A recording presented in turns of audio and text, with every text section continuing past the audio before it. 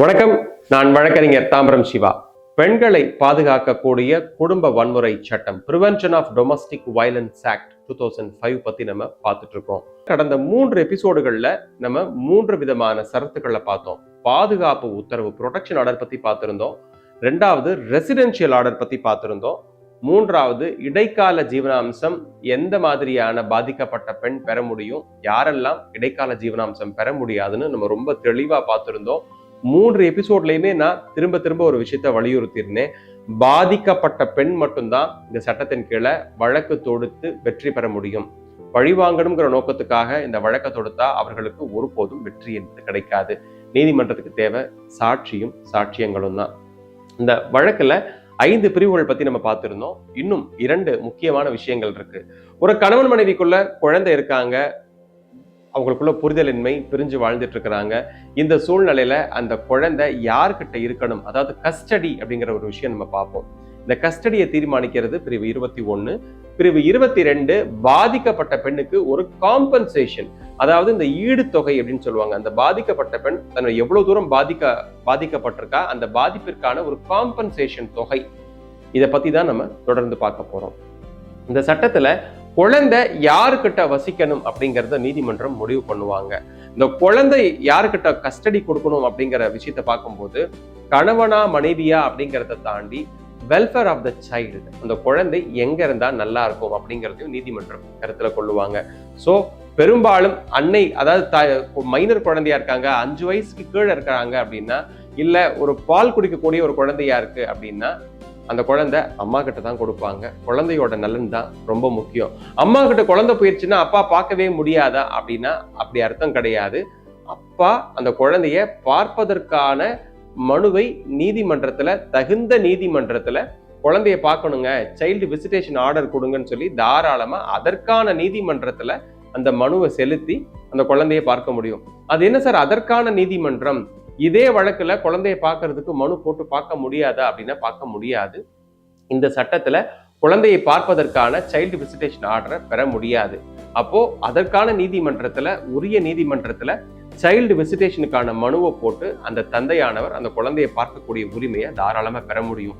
எந்த நீதிமன்றமுமே அப்பா குழந்தைய பார்க்கறதுல இருந்து பார்க்க கூடாது அப்படிங்கிற மாதிரியான உத்தரவுகளை தரமாட்டாங்க. ஏன்னா குழந்தை அப்படிங்கிறது அப்பாவிற்குமானது, அம்மாவிற்குமானது. குறிப்பா அப்பா அம்மாக்குங்கிறத தாண்டி குழந்தைக்கு அப்பா கிட்டையும் உரிமை இருக்கு, அம்மா கிட்டையும் உரிமை இருக்கு. அது ஒரு சைக்கலாஜிக்கல் ஃபீல். அந்த குழந்தையோட ஒரு எமோஷனல், அந்த குழந்தையோட எமோஷன்ஸ் எந்த இடத்துலையும் பாதிக்கப்படக்கூடாது அப்படிங்கிறதுக்காக சைல்டு வெல்ஃபேர் தான் நீதிமன்றம் கருத்துல கொள்ளுவாங்க.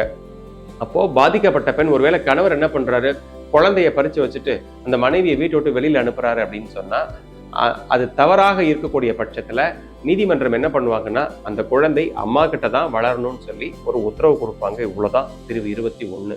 நம்ம பிரிவு 22 பத்தி பார்க்கும்போது காம்பன்சேஷன், மனைவி பாதிக்கப்பட்டிருக்கா, மன ரீதியா பாதிக்கப்பட்டிருக்கா, உடல் ரீதியா நிறைய காயங்களை சந்திச்சிருக்கா, நிறைய மருத்துவ செலவுகள் பண்ணியிருக்கா, அவளுடைய பொருளாதாரம் பாதிக்கப்பட்டிருக்கு. ஒரு வேலைக்கு போற பெண் இந்த குடும்ப உறவினர்களால பாதிக்கப்பட்டதால மாசம் ஒரு 15,000 ரூபாய் சம்பளம் வாங்கக்கூடிய பெண் வேலைக்கே போக முடியல.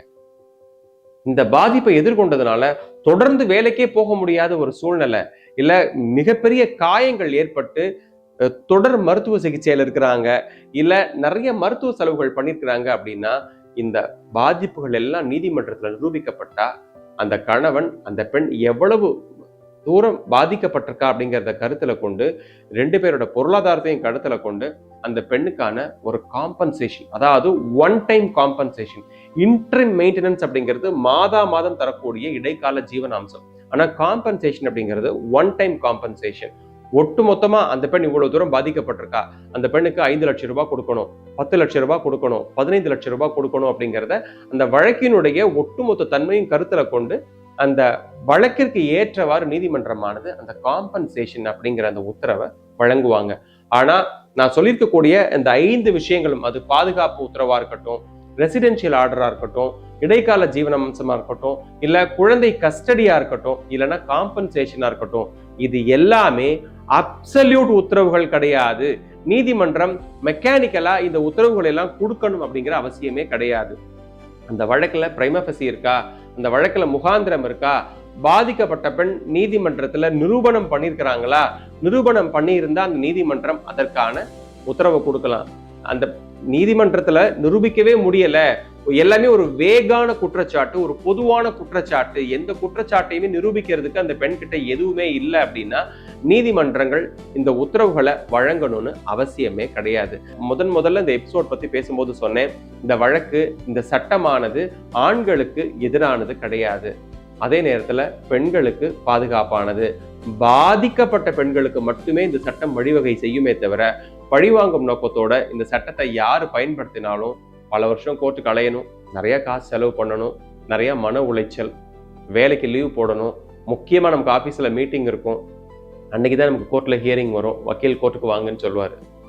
இது அந்த பெண்ணையும் பாதிக்கும், அந்த ஆணையும் பாதிக்கும். கடைசியில தீர்ப்பு யாருக்கு கிடைக்கும் அப்படின்னா நீதிமன்றத்துல யாருக்கிட்ட தகுந்த சாட்சியங்கள் இருக்கோ அவங்களுக்கு சாதகமா தான் தீர்ப்பு வரும்.